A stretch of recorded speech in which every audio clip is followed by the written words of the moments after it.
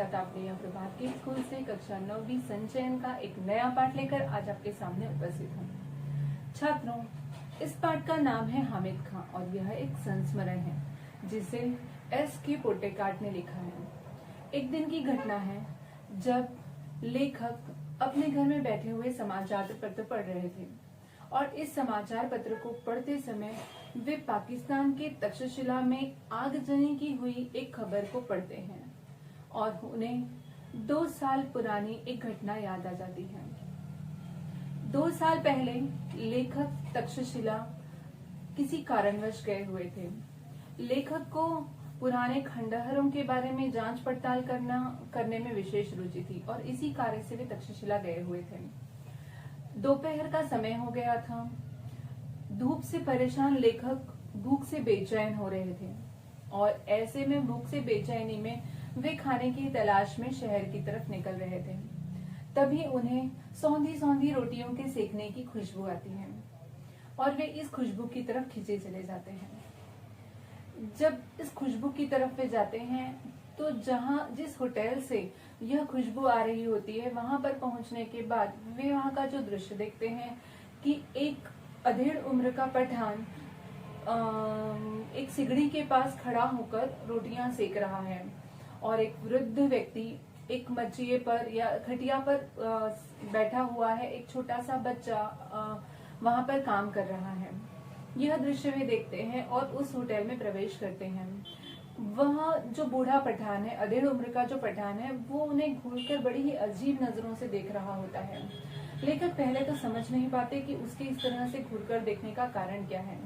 लेखक उसे खाना लाने के लिए कहते हैं। वो खाना लाने के लिए पूछने उनके पास आता है और कहता है कि उन्हें क्या चाहिए। जब उसे पता चलता है, उस अधेड़ उम्र के पठान को ये पता चलता है कि लेखक हिंदू हैं, तो वे उससे वहां आने का कारण पूछते हैं। तब लेखक बताते हैं कि वे मलाबार हिंदुस्तान से हैं और वह जो अधेड़ उम्र का पठान है वह अपना नाम हामिद खां बताता है। हामिद खां लेखक की तरफ बड़ी ही अजीब नजरों से देख रहा होता है, मानो उसे विश्वास ही नहीं हो रहा हो कि कोई हिंदू व्यक्ति किसी मुसलमानी होटल में खाना खाने के लिए आया हुआ है। लेकिन लेखक का इतना प्रेम पूर्ण व्यवहार देखकर वह उन्हें खाना परोसता है, गरम गरम रोटियां सेक कर देता है और आपस में दोनों की बातचीत शुरू हो जाती है। वे लेखक मलाबार की कुछ घटनाओं का वर्णन करते हैं। वे कहते हैं कि हिंदुस्तान में तो हिंदू और मुस्लिम भाई भाई की तरह रहते हैं। जब हामिद खां कहता है कि क्या आप सचमुच मुसलमानी होटल में जाकर कुछ खाते हैं, तो वो कहता है, अरे हमें तो जब अच्छी चाय पीनी हो या अच्छा पुलाव खाना हो तब हम विशेष तौर पर मुसलमानी होटल में जाकर खाते हैं। लेकिन पाकिस्तान में हिंदू मुसलमानों के बीच का जो संघर्ष है वह किसी से छुपा हुआ नहीं है। वहां पर परिस्थितियां बहुत अलग हैं।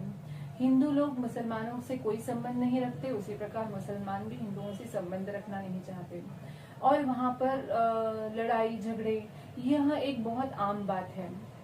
यही कारण था कि हामिद खां लेखक की इस बात पर विश्वास ही नहीं कर पा रहा था कि इस दुनिया में कोई जगह ऐसी भी है जहां पर हिंदू और मुसलमान मिलजुल कर प्यार से रहते हैं। खाना होने के बाद लेखक उसे 1 रुपया देते हैं और वह हामिद खां लेने से मना कर देता है। लेखक कहते हैं कि नहीं, मैंने खाना खाया है, आपको मुझसे पैसे लेने होंगे। लेकिन हामिद खां कहता है कि जब आप मलाबार हिंदुस्तान चले जाएंगे, उस समय जब कभी आप किसी मुसलमानी होटल में खाना खाने जाए या चाय पीने जाए तो अपने तक्षशिला के इस हामिद खां को याद करके ये पैसे उसी को दे देना। और इस पर लेखक की आंखें नम हो जाती है। लेखक सोचते हैं कि सचमुच हामिद खां कितना प्रेम और सद्भावना से भरा हुआ है। वास्तव में हिंदू और मुस्लिम यह धार्मिक भेदभाव किया ही नहीं जाना चाहिए। व्यक्ति अपनी प्रेम और सद्भावना से जाना जाना चाहिए।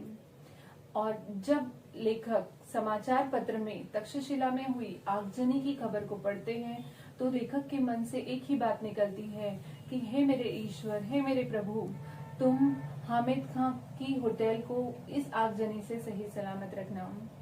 एक कुछ पलों की मुलाकात लेखक के दिमाग में एक अमिट सा असर छोड़ जाती है, जिसमें प्रेम पूर्ण व्यवहार के कारण हामिद खां उन्हें जीवन भर के लिए याद रह जाता है और निश्चित तौर पर हामिद खां को भी धार्मिक भावनाओं से दूर हटे लेखक उनके प्रेमल और सद्भावना भरे स्वभाव के कारण याद रह ही गए होंगे।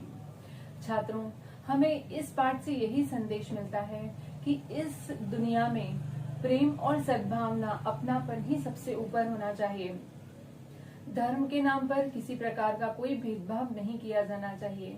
जब ईश्वर ने, बनाने वाले ने हिंदू, मुस्लिम, सिख, ईसाई किसी धर्म का भेदभाव नहीं किया है, तो हमें भी इंसान के तौर पर इंसान के साथ प्रेमपूर्ण व्यवहार के साथ रहना चाहिए।